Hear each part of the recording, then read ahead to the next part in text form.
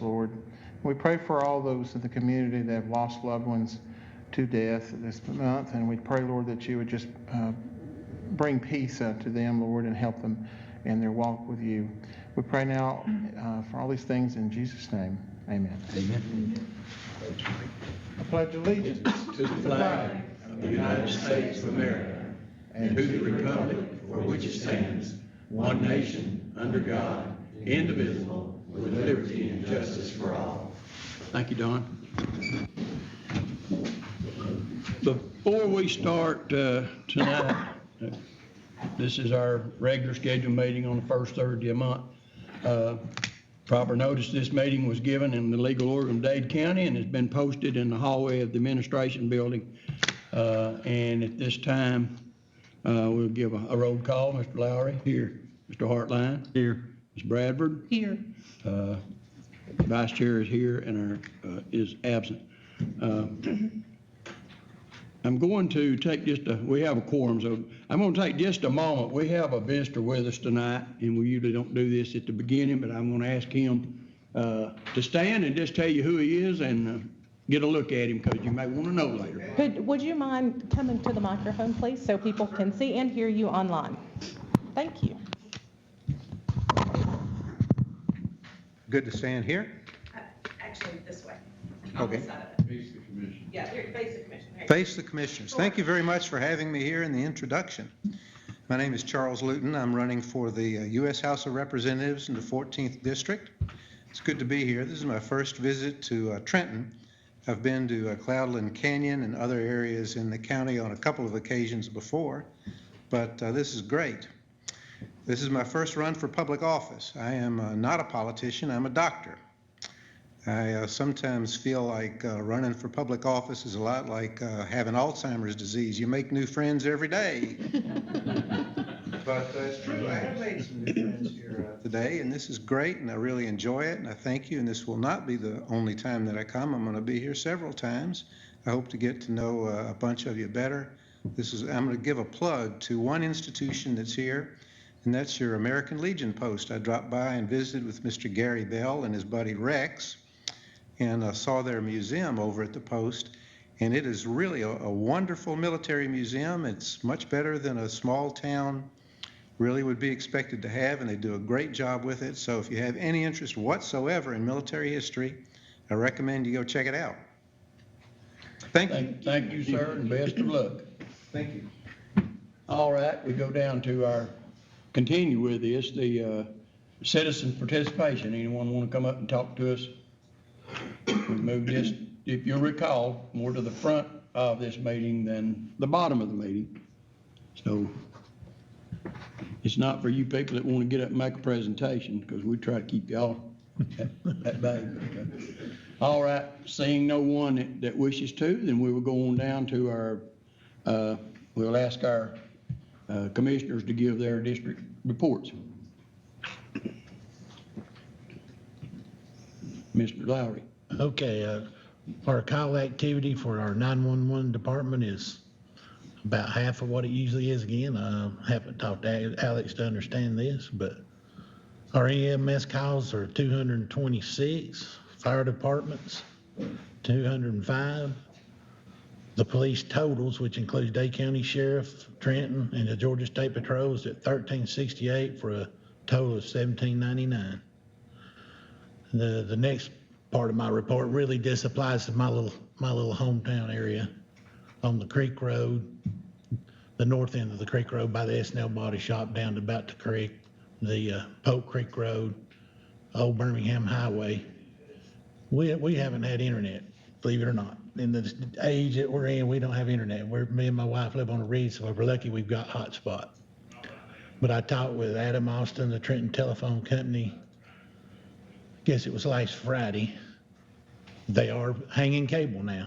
They bought cable and they are running cable. So they're hopefully, they can't give us a guarantee, but hopefully by the end of next year, we will have broadband internet. So the great news, I want to thank Ted and Robert both may have had to sign the grant to get the infrastructure. Our school superintendent, and our school board signed off on it, so we're really appreciative of them. And our state senator, Senator Mullis, he actually carried the grant to the governor's office to get it signed. So we're really appreciative of him. So anybody's been, when the internet's just down, you remember when the internet went down for a couple of days and everybody freaked out? Well, I try living without it nowadays. It's just not easy. So that's my report. Mr. Hartley. At the sports complex, the only thing we've got going on right now is fall soccer. Rec football is over. If you've been down there walking around, you can say they've just about got the backfield. They've got it dressed up and we've got grass growing on it, so I'm hoping we'll be able to play on that field the first of next year. That's all we've got there on that. All right, Ms. Bradley. First, I just wanted to say thank you for everybody who went out and voted and is supporting me. It's very overwhelming. I wanted to report about Monday. I drove around to look at the roads where they're striping, and they have finished Bible, Tatum, and working on Mount Olive, Vulcan, Yankee, and Griffin. And they had got Old State Road done. There's been 137 work orders. I know of, there were some questions to me about 136 going up Sand Mountain. And from what my understanding, I drove up there's still, I know it's foggy and it's getting that time of year, but they're still working on that road, so there will not be any striping until that is finished. And that's pretty much everything that I have. All right, thank you. And along with what you were just saying, I think, if I remember correctly on the talking points we had this morning, that is somewhere around November the 30th, the end of the month, before Right. the state may have that complete and pull off of it. As you know, it's been going on a long time. But the striping will be the last thing they do until they get all the paving, obviously, and everything. Temporary stripes have been down, but And the striping that they are doing, it's pretty fantastic. You could, in the middle of the day with the sun, you could put a flashlight and it sparkles. So when it's foggy, you're going to be able to see that striping. So it's pretty nice stuff. it's gonna be nice. I mean, and thanks to, I know it's money coming back to our state from Atlanta, but it's money that they have sent that we're able to do that with. So it's not the citizens of Dade County.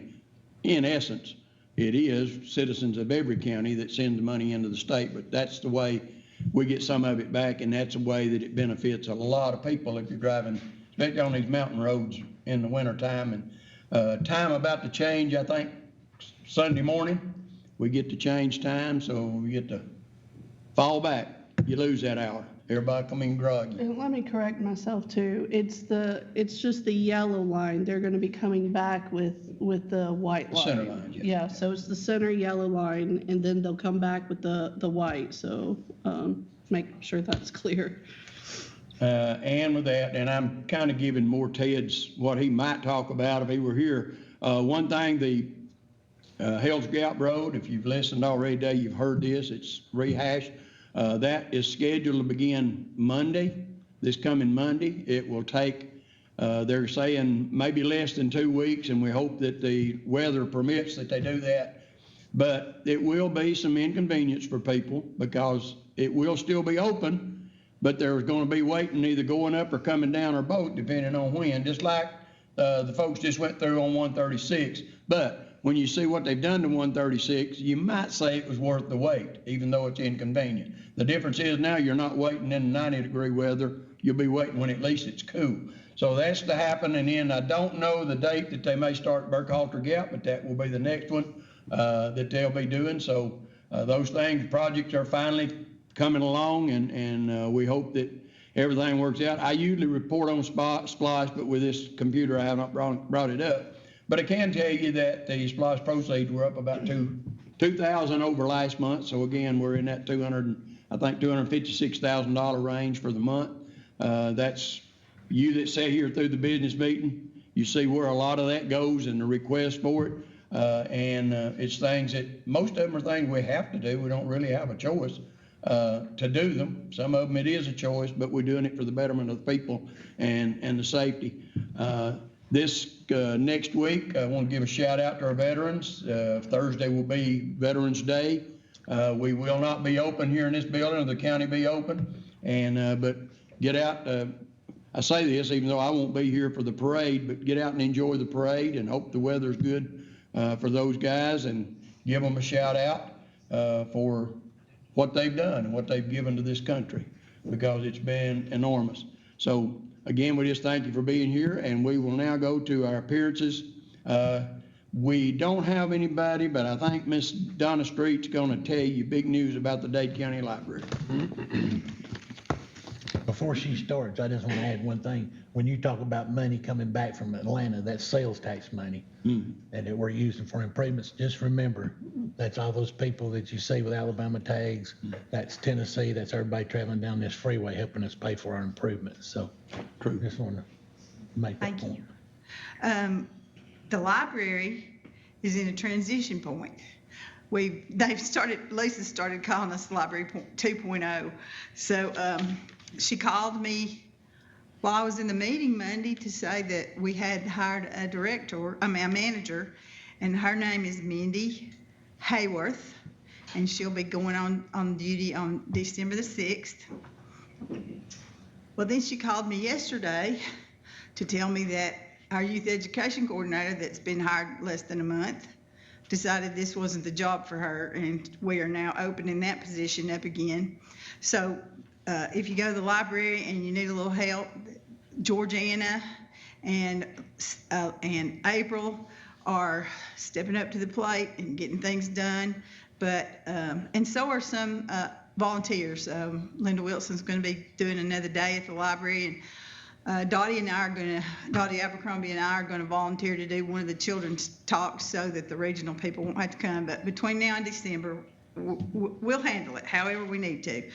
The hours at the library have changed, mostly because the time is changing, and we only have two employees, and those employees don't really love going home in the dark. That is, one lives on one mountain and one lives on the other. So, and we're really spread thin, so they're trying to work the hours around. So for this winter, we will be closing at 6 o'clock on Tuesday, 5 o'clock on Wednesday, 6 o'clock on Thursday, 3 o'clock on Friday, and 10 to 2 on Saturday.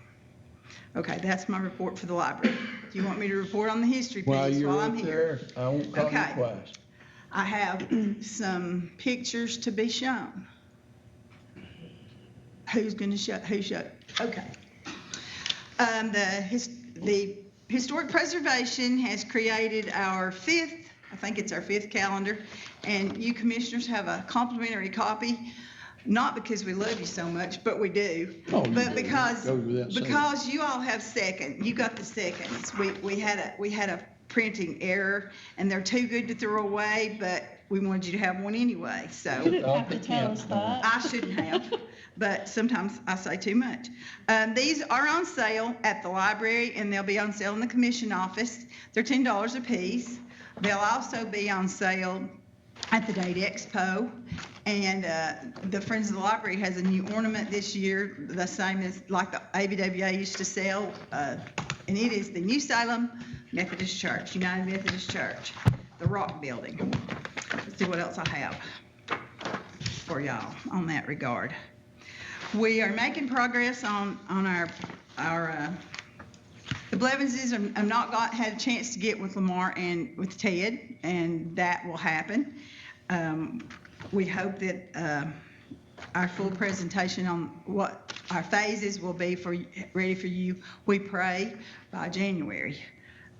We did sell a couple of windows. Thank you, Marcy and George, for buying a window in the courthouse. And I think Rex sold another one today. Just skip through these and just go ahead and look. This is this year's courthouse catalog, and the money that we make will go to our courthouse project. The pictures are paintings that belong to the Bank of Dade, and they are photographs that Meredith Brock Bishop, who lived across the railroad track in the house that Christy Forster owns, the old Brock house. And these are all pre-1900 photographs. And we think they're pretty cool. The writing on there is, let's see, back up one, Alex. No, to the jail. I mean, to the courthouse. The first courthouse. One more. That's it, right there. That is the building that was burned by the Union soldiers. And for your history lesson for today, that fence around it is at the Baptist Cemetery. Oh. And I read in the newspaper the other day that when they condemned the next building, you can go on. That's the old school that was down where the Masonic Lodge is. Remnants of the coal business. I read that when they condemned the courthouse that this one replaced in 25, that it had to be condemned by the judge and whoever because they had to bolt it together to keep it standing. And I thought that was kind of interesting. That's the one that had to be bolted together. That's at Durham. While that is not in Dade County, all of these mining things go together. I mean, they were all the same. They are all owned by the same rich people who made lots of money off of us. And that is what the Rising Fawn Ironworks looked like in 26 before it was taken down. And if you are driving down there and you want to know where it was, if you cross the railroad track at the Old Depot Diner, there's an empty field on the left, and that is where that sat. The other things that were involved with that were down that road with the commissary and the commissary bank and then the superintendent's home. And So this Meredith Brock Bishop was pretty cool. She graduated from GPS, went to Tulane, graduated, moved out west, learned how to paint, came home and painted for us. So thank you very much. $10, and I have enough copies here to be able to sell some tonight after the meeting. Thank you very much. Thank you, Donna, for both reports. Miss Sarah Dyer, it's been a month or two since she's been here. Looks like she's got news. I'll have even better news in about hopefully 3.5 weeks. So we are very close. As some of you may or may not know, in Extension, we are not 8 to 5. So there's been a lot of things fall in the last few months on Thursday nights for our office. So I've been tied up with those things. We've also been short-staffed and missing an employee. So there was no one to send in my place. And I hear that the acoustics are not as good whenever it's played. So I apologize for that. And we look forward to actually giving you an update tonight of filling that position. So we will have a new employee begin with us on Monday. We're very excited. This is the first time anyone's going to hear her name. You guys may remember Beth Gass, Lloyd Gass's daughter. So she grew up in the 4-H program here in Dade County. She's lived out in Kansas for many years with her husband and family. She's coming back. So we are very excited to have her come back and join us, and she starts on Monday. So we're going to try and get her situated before I go out on maternity leave. Hopefully she can come introduce herself at one of the next few meetings, even if I can't be here, so you all can put a face with a name.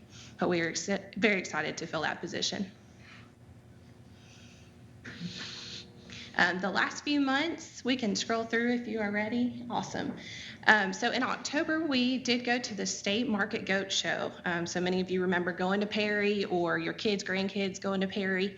This is the state livestock show that happens twice a year, but luckily in October, that includes the Georgia National Fair, which is a lot of fun. So we had 4 exhibitors go and compete down in Perry against all other 4-H and FFA exhibitors in the state. And they accomplished huge goals. You can see many of them here at what we call the backdrop and going home with different hardware and prizes that they won.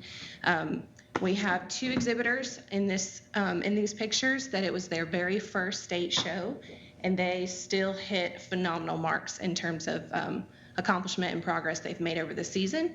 That would be Amelia Bearden and Braxton Wood, brother and sister, and they are the son and daughter of Nicole Bearden, who grew up in the 4-H program, so we're seeing that other generation come back around in the show world. Ella and Callie Hughes, they also were in their second year of showing, and a huge accomplishment by one of them, Miss Ella Hughes. She won 6th grade state champion in showmanship. So that is something that many exhibitors will work towards for about 12 years. They can show from 1st through 12th grade, and she got it in her second year. So we're very proud of that accomplishment.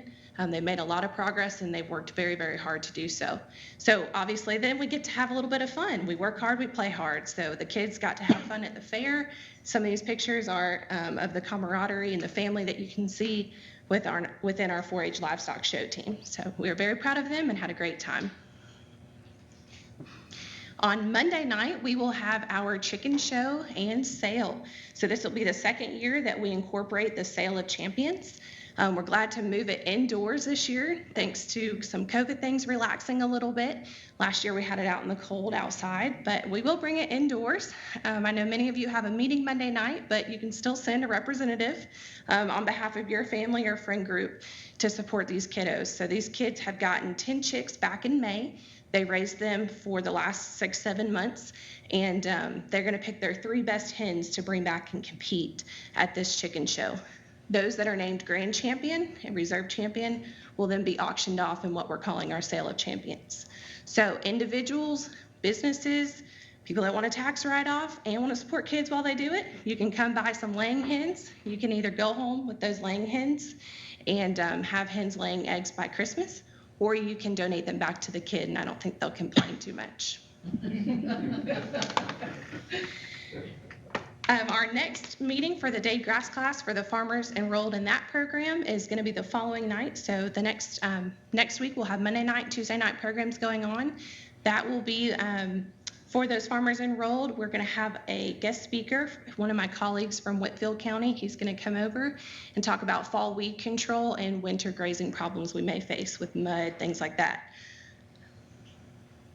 The beekeepers will be meeting the following Monday, so Monday, November 15th. If you want to be involved in the Beekeeper Association, you can come to the Ag Center at 7 p.m. I'm sure they'll be glad to welcome you there. And then finally, our Tri-State Cattlemen's Association will not be meeting in the month of November. So I did go ahead and put on here the Christmas banquet that is coming up on Friday, December 10th, and that will be held in Walker County, and that will be at the Civic Center, not the Ag Center, for that banquet. Are there any questions? No, thank you very much. And we take phone bids too on Monday night. You can let me know if you want to support, and we will have multiple people in the audience who are there willing to bid for you on the phone, or you can just give us a price point. My family was just in town, and we nailed my dad down to make sure that we could have at least a dollar amount to represent. So he'll be bidding from Florida, but if you want to support, let me know. That's for laying hens, right? For soon-to-be laying hens. Yes, sir. Rhode Island Reds. On Monday, Monday at 3 o'clock. Oh, I thought you said how many? No. 3 hens. The time is 6 p.m.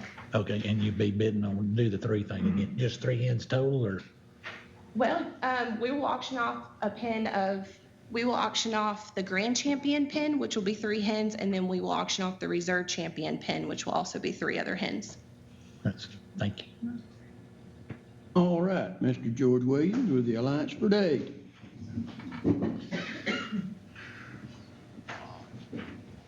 Thank you, Commissioners. I'm trying to step up to where Sarah's at with her presentation, so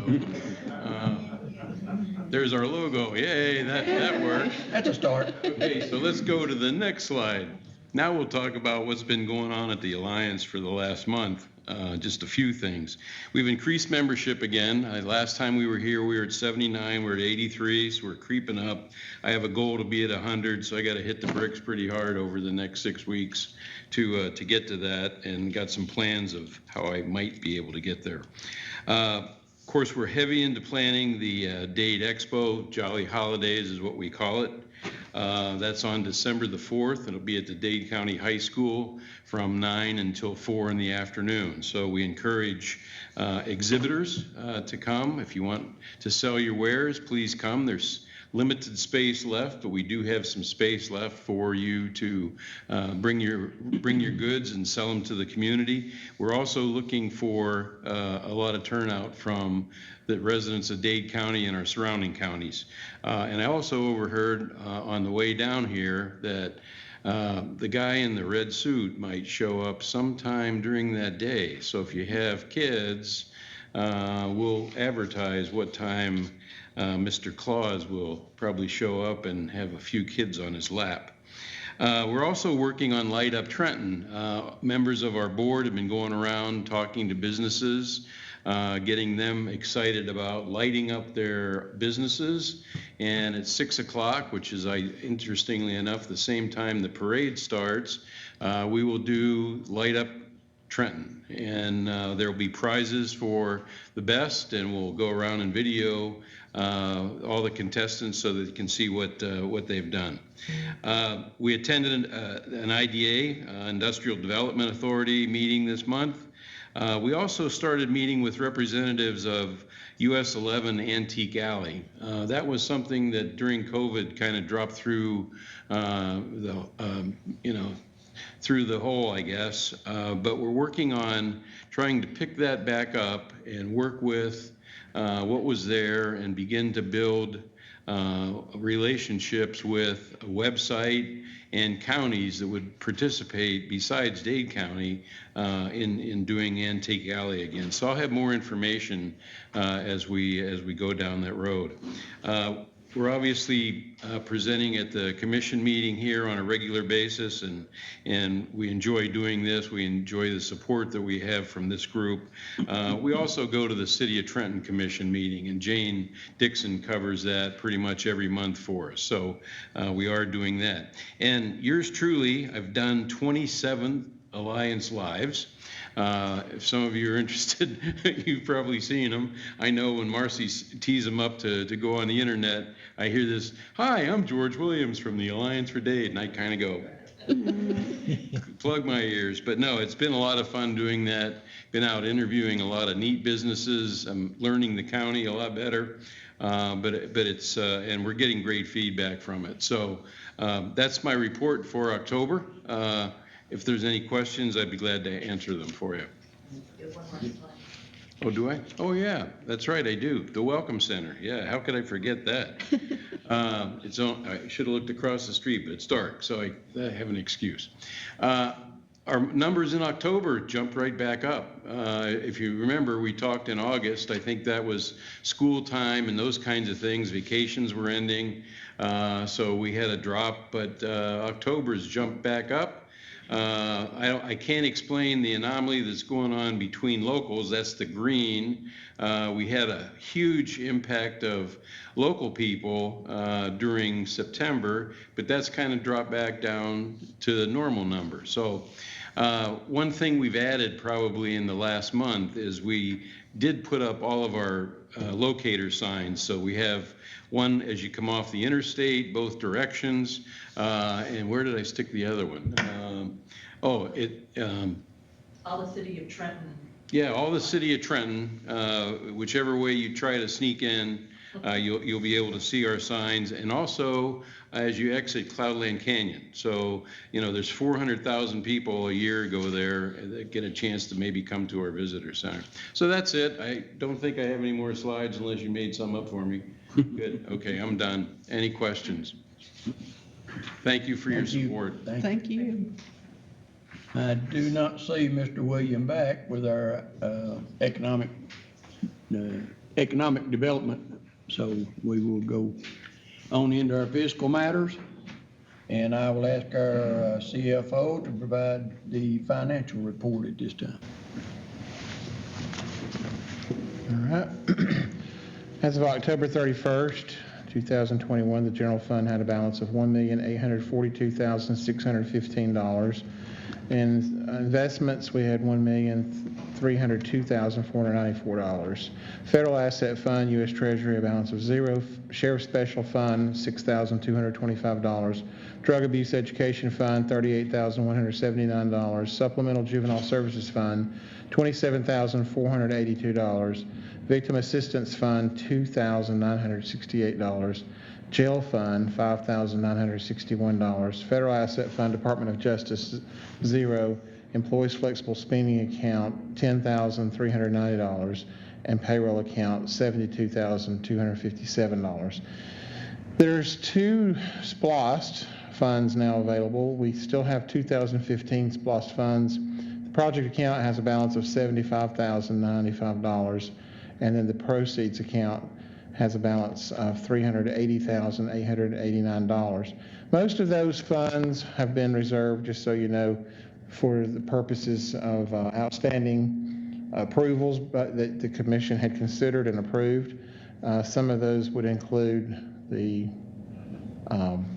Water and Sewer Authority, some purchases made through them. I think that Sligo update or upgrade for water lines. And also the fire departments, for the most part, have some leftover funds there. And we've talked to everyone about trying to, use those up within the next few months. Also now reporting is for 2021 SPLOST funds. The proceeds account. Projects account currently still has a balance of 0 as of October 31st. The proceeds account has $510,961. That is for 2 months, and that is 100%. Now, we will be taking our money for the city out of that. They get a portion of those proceeds now that we'll be remitting monthly, and it runs about $45,000, $46,000 a month.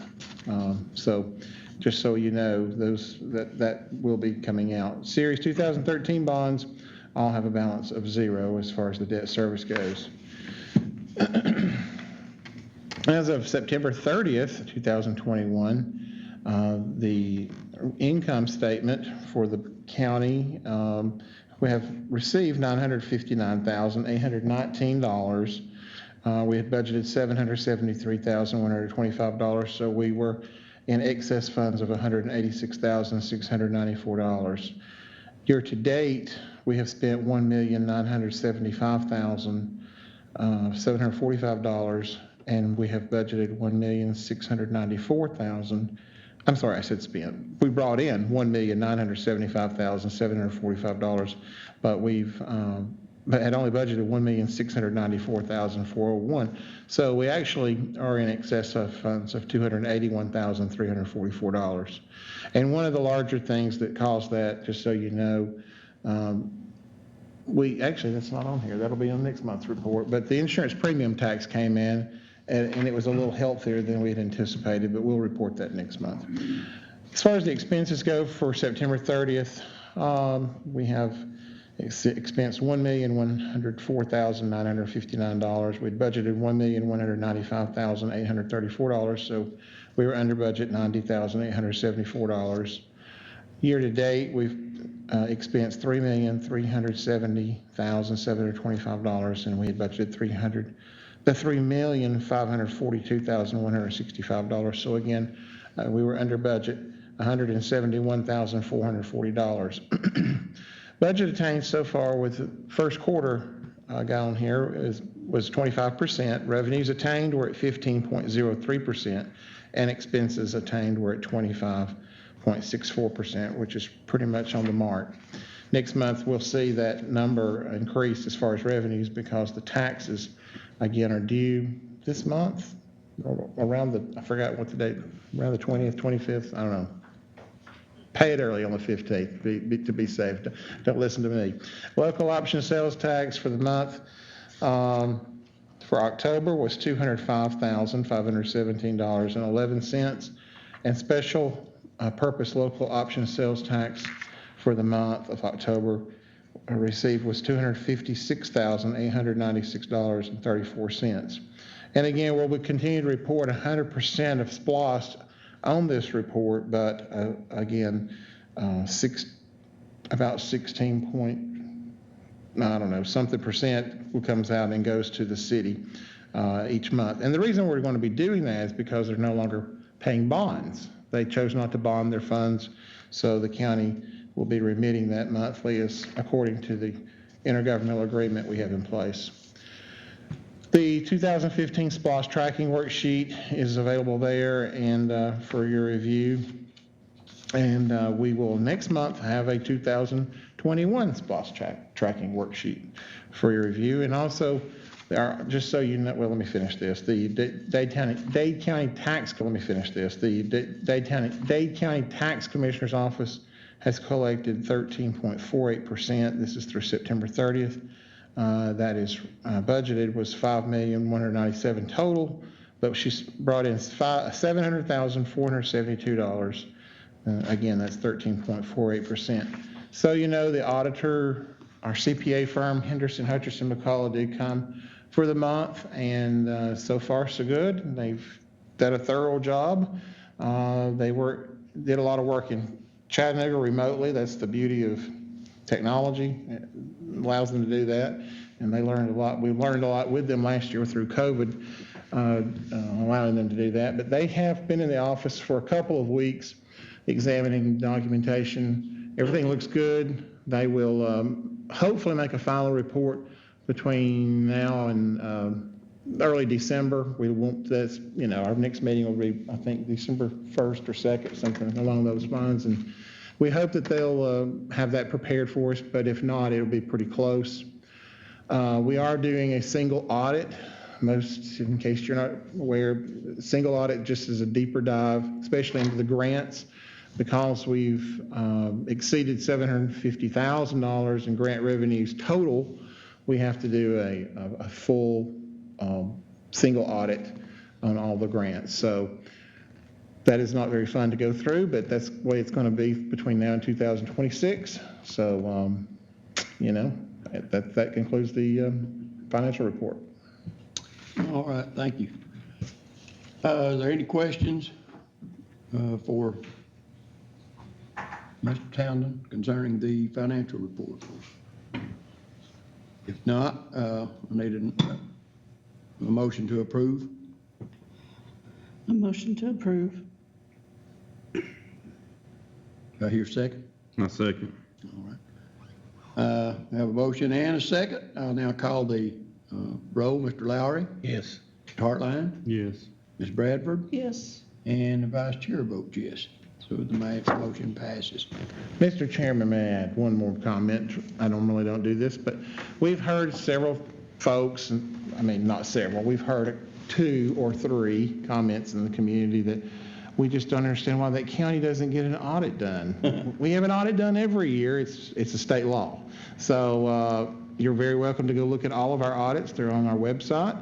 And as soon as this is released, we'll be placing this one as well. It includes SPLOST, grants, everything that financial is in that audit. So it's around 60 pages typically. So just feel free to go on and we'll take a look at that. That is correct, and they will be coming here when it's finished and printed and talking to us, talking to whoever's here, and talking, of course, to the cameras. What they don't want to find out, Mr. Townsend, what that cost them to have that audit. Because it isn't cheap, but it is required that we have to do it. And I'm guessing with the single audits, that's going to be even more over the next few years.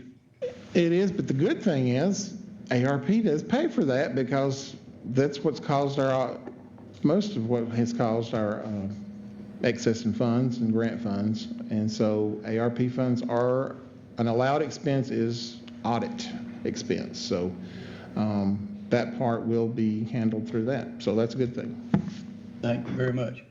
All right, we'll move down to legal matters. Mr. Rogers, do you have any? I do not, Mr. Chairman. Anyone have any unfinished business? There's none that I know of. And so we'll move on down to the new business. And I will ask our clerk to read back the consent agenda.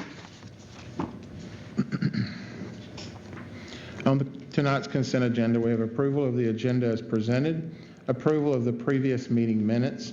We have the review and approval of the personnel status report, a proclamation for the Adoption Awareness Month of November, a proclamation for Hospice Month of November, Resolution R-40-21, the reappointment of Mr. Doreen Stevens to the Alcoholic Beverage Control Board, the resolution R-41-21, a reappointment of Donnie Williams to the Board of Assessors, resolution R-42-21, a reappointment of Verenis Hawkins to Board of Health, resolution R-43-21, reappointment of Mr. John Case to the Limestone Valley RC&D Board, resolution R-44-21, reappointment of Mr. Peter Cervelli to the Northwest Georgia Regional Commission. Under the SPLOST and or ARPA capital improvements or equipment, we have under RFP 2021-03, the shop expansion. This is the consent was to refuse all current bids. Under RFP 2021-04, generator and switch for Dade County Jail was approved for an estimated amount of $120,000. I'm sorry, we're going to do release the RFP. Looking at the wrong thing. Yes, we're going to release the RFP. We don't know how much it's going to be.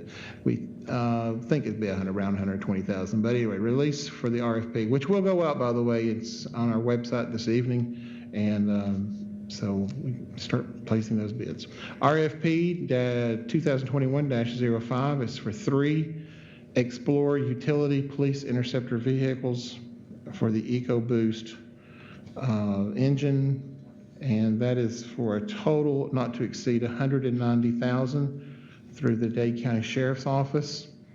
We have it says the expansion of interrogation room, but it's for the audio and visual equipment at an estimated $6,500 amount, not to exceed $10,000 for the Dade County Sheriff's Office. And then Air Pack project for all volunteer fire departments, which are matching grant funds, pending approval from our county attorney for the ARPA funds for eligibility purposes. And a resolution R-38-21, the Georgia Department of Juvenile Justice Office lease agreement. And then also resolution R-39-21, a radio communications tower lease agreement with Georgia Forestry Commission. Is that it? Yes. Being the novice that I am, I did call on our clerk to read those, but I did not read this statement, so I will, just so it is on the record. The reading of the minutes of the last month's regular meeting and any special call meetings will not be required since all commissioners have been furnished copies in advance. The minutes are public record, available for review in the County Commission office. The minutes are included in the consent agenda and will be considered for approval under new business. So then I call on him. So I'm sorry that I did not do that. Now, are there any questions for Mr. Townsend about our consent agenda? Okay, hearing none, I will need a motion to approve the consent agenda. Make a motion to approve. Second. I'll second. All right, we have a motion and a second. So we'll call the roll. Mr. Lowry? Yes. Mr. Hartline? Yes. Ms. Bradford? Yes. And the vice chair votes yes. We did move our citizens' participation up before, and we had no one come up. So is there anybody? I will give one more chance. If there's anybody that wants to come up and say something, you got a couple of minutes to unload. Mr. Walter Moore. I want to complain about our taxes some more. Is this who I need to talk to? Their what? Our taxes. I will say no because we're not the assessors. Well, I understand that, but I was told I need to make a public statement about it. You're welcome to make a Okay. public statement, yes. I recently bought a house, and the taxes on it was $72 a year. All 4 people in it drawing disability checks, and they said that's the reason that their taxes was slow. I get ready to pay the taxes on the same house now, overnight, go to $2,800 a night, or $2,800 a year. So who do we need to see about investigating? I mean, everybody here wants money all the time. Am I paying well over $1,000 a month taxes in this county? I don't mind paying my fair share, but something I mean, y'all are the head of the stream as far as commissioners go. So who do we need to see to do something to get our taxes back to reality? Well, I will first ask you this question. When you received the first not a tax bill back in around April, spring, did you go and appeal that at that time? Well, I just recently bought this house, and I guess what I'm complaining about, how many people in this county is riding our county where people get out and work every day and pay their taxes. I mean, if we got somebody that can go investigate, I mean, like I say, 4 people and there's nothing wrong with any of them. All 4 of them drawing a disability check. And, well, I'd say everybody here is paying their fair share. Why can't we find somebody in this county to reinvestigate this? Because they've got to ask whatever tax exemption. I mean, who do we need to see to, because I mean, Rodney and them need money, police need money, everybody needs money, but we've got people in this county, I guess, that are riding the system. And I'm just gonna tell you, and I will lean on our attorney a little bit, that doesn't come from here. I mean. Yeah, well, I don't know where to start. I was told to come to the commission meeting to. Well, you're welcome to come and. Well, I mean, to see who needs to start the process or whatever. The millage rates for the county are set by this body, and you have the school board that sets their own millage rate. But as far as the value of the property goes and, well, I guess, Robin, I understand all that, but I guess what I'm getting at, how do we find out who all these people are in our county that are not paying their fair share? And I mean, there's a lot of businesses or whatever that don't. I mean, I pay mine. Mm-hmm. I've been behind on them. Even had a little yellow sign in my yard a time or two where I was late. But. Right. The tax records, as far as the amount that each property is assessed with the county, that is online. If you can, and I'll be happy to show you where that is. So as far as tax bills go, I won't even get on Donna tonight about our courthouse money. So, but what you're asking, now let me understand, or you're talking about not taxes being high. You're talking. But people who I'm are not, complaining about that people too. that you, well, I'll do that. But you're talking about people who. Right, just ride our system. How do we find out who these people that are doing that? I mean, who do we see to put a stop to it? Because I know there's more than the people in the house I just bought.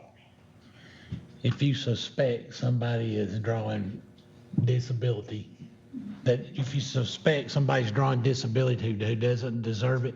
Well, that's all over this world, Marla, but what I'm saying is, I mean, these people even riding Georgia Power, they got their power cut off, it was $3,800 and something, but then they said COVID, they didn't have to pay it. Georgia Power, I mean, gives them $80 a month payment then. I mean, people ride the system in our county. I mean, I'm proud of our county. I've been here my whole life. I am too. And I mean, people are moving in here because these people inherited this house. They come in here and I mean, they're taking our tax dollars. And I guess y'all are the one that distributes the tax dollars, so. But we're not investigators of. Well, that's what I'm saying. Who do we need to see to do something about this? Because I mean, there's too many people riding the system and not paying their fair share in this county. If it's I'll finish what I was saying now. If you suspect somebody's drawing disability who doesn't deserve it, you catch them out working or whatever. You can go online at ssa.gov. Well, I ain't all that. I mean, I know y'all do all that. I mean, there's a fraudulent hotline that you can call if you want to do that. But I mean, that's bad. These people ride around with their handicap sticker and outrun me. But I mean, we can rehash a lot of stuff, but I just come to see what we could do about finding out who's riding the system, I guess, and let them pay their fair share with the rest of it. That would be a tough one to figure out. I mean, I guess you'd have to watch their house or. Well, I know, I mean, we've got the police department, we've got everybody that can do all this stuff, but it seems like nobody can figure out who's sucking our system dry and everybody wants more money. Yeah. And my taxes, like I say, I'm paying well over $1,000 a month. That's more than a lot of people pay a year. Well, Walter, I know I'm out of order, but I just looked up your house. Okay. Its value went up $100,000 from 20 to 21. And all I'm doing is the grass. I ain't even painted it. My value went up I've been waiting for mine to go up, because I'm about ready to move now. But mine went up from 105,000 to 135,000, and I was dancing in the street. I was happy to pay that extra taxes. Because when I get ready to sell it, which should be soon, because I don't need to be in a 2-story house at 69 years old, it will pay me to have paid that little bit more taxes when I get ready to get rid of it. Well, I'm gonna go to Robert's Rules of Order right now. I think this is something, Walter, that we can't, I don't think Okay, we can. y'all can't handle, we'll I maybe y'all find understand, out I who can. understand now what you're saying. I didn't at first. Yeah. Yeah. But it And we does not may, fall in the and we perimeter. probably even of agree this. with what you're saying. I mean, my daddy always said if you want clear dark water, go to the head of the stream. Y'all supposed to be the head of the stream. All right, we appreciate it. All right. All right. But he said one Anyone else? thing that I think everybody here totally agrees on. We live in one of the best places in America, best county in America. I mean, look how much we do for our kids. I mean, look at our volunteer, our firefighter volunteer, our volunteer people that are helping us get these tax dollars so that we can do things for our kids and for our county. So proud to be a Dade County. You know what I mean? All right, we do not have an executive session, so I will entertain a motion to adjourn. Make a motion to adjourn. Second, Second. call the roll. Mr. Lowry? Yes. Mr. Hartline? Yes. Ms. Bradford? Yes. Vice Chair votes yes. This meeting's adjourned. Thank you for being here. Be careful and have a great Thanksgiving.